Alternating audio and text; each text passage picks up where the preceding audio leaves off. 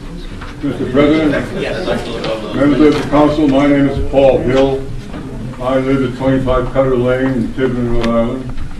I have a question, because the last financial town meeting, we had problems where we had an issue of a gentleman who was the head of the budget committee making a motion for approval of the budget. The town voted against that. He made another motion at the second meeting of the same council meeting, town meeting, sorry, and that passed. But there was an order by the moderator that no one could make a motion to change the first motion unless they voted with the majority. That person who made the motion did not vote with the majority. Now, my question is that Robert's rule and the moderator's rule at that meeting, is that going to be carried over to the next meeting? I believe that the rule is that you cannot vote to reconsider something or change it if you didn't vote in the affirmative. That's right. In the first vote. And that's Right. when that's done. I don't see any change to that at the Right. next financial town meeting. But that happened at the last town meeting. Well, Unfortunately, we didn't litigate that matter, but if that rule is still there, I urge this council to be very careful to follow the rule. The moderator, in my opinion, at the last financial town meeting, made an error. It was her rule, and she didn't abide by it. that's two financial town meetings ago. There was not two financial. Well, that was not the last one because it was not a female. There was one financial town meeting which was adjourned. Yeah, well. That was not That was 2008. 2008. 2008, correct. Okay, that's two financial town meetings ago. 2008, Okay. correct. Well, I think that we have taken procedures and we did the filming and so forth, so that if there was a question of that, we could see if someone had or hadn't. And I think that's the best we can do to try to resolve that. No, I understand. mean, it's very difficult taking a hand vote and someone says, here's how I voted. If someone didn't see or have that person recorded, that's a difficult thing to do.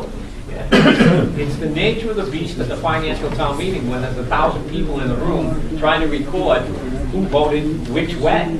The person who makes the second motion very simply certified that he did not vote with the majority.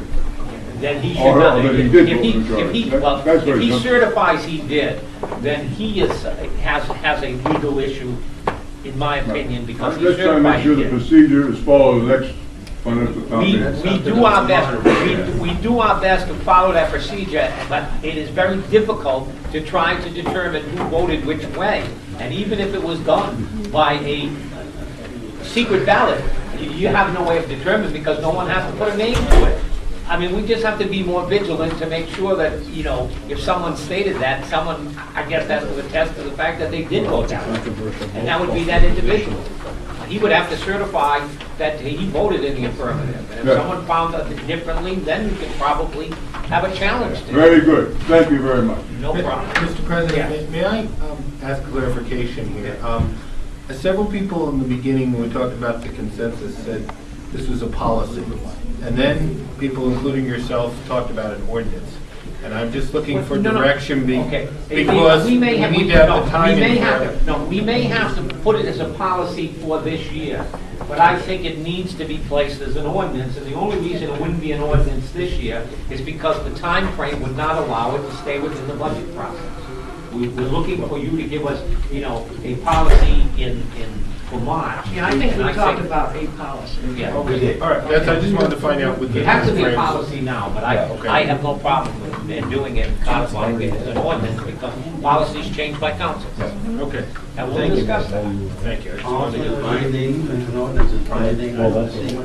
Policy's only binding on us, is this council who made the policy. The next council comes in and the policy doesn't have to be. And that's the issue. Mr. Bolton. We should go with an ordinance, in my opinion. Good evening, Mr. President. My name is Robert Bolter, and I originally hadn't intended to speak. I just wanted to say that I applaud what I think I've heard today of trying to reach a policy that touches all the committees and attempts to comport with the spirit of the law.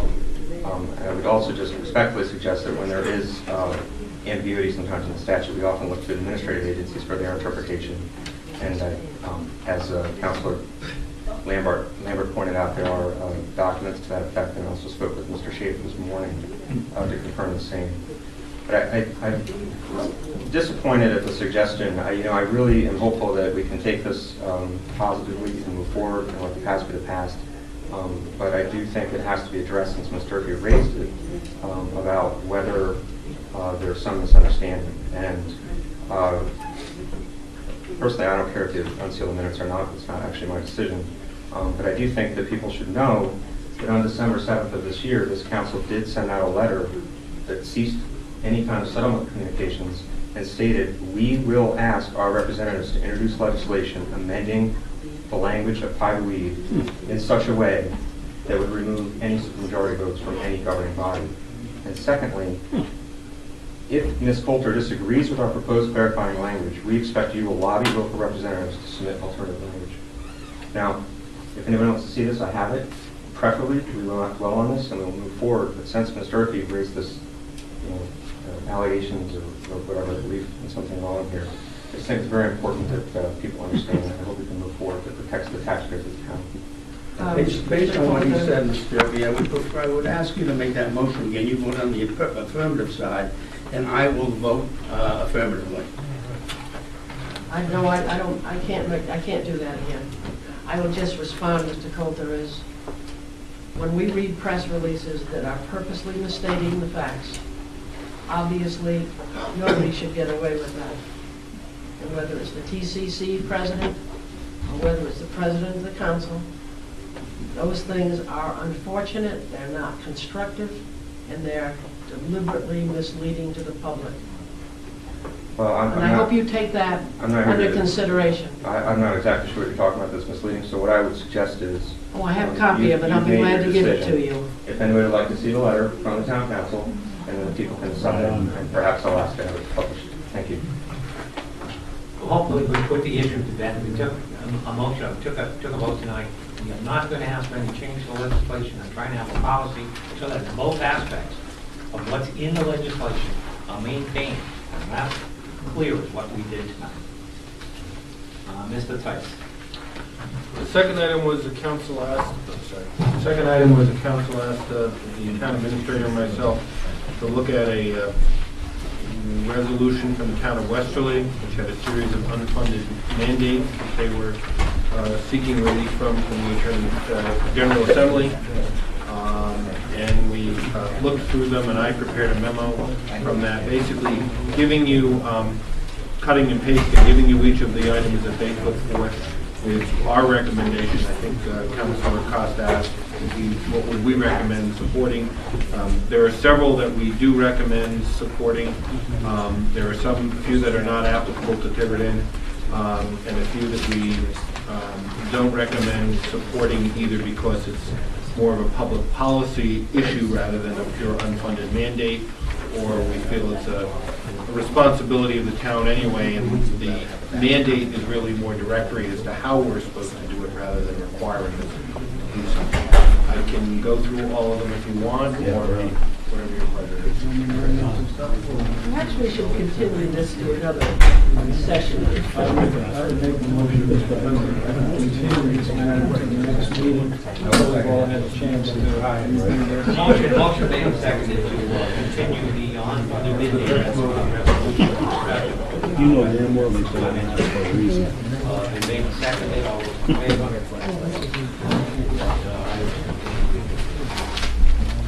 Okay, time to go back into executive session and continue one.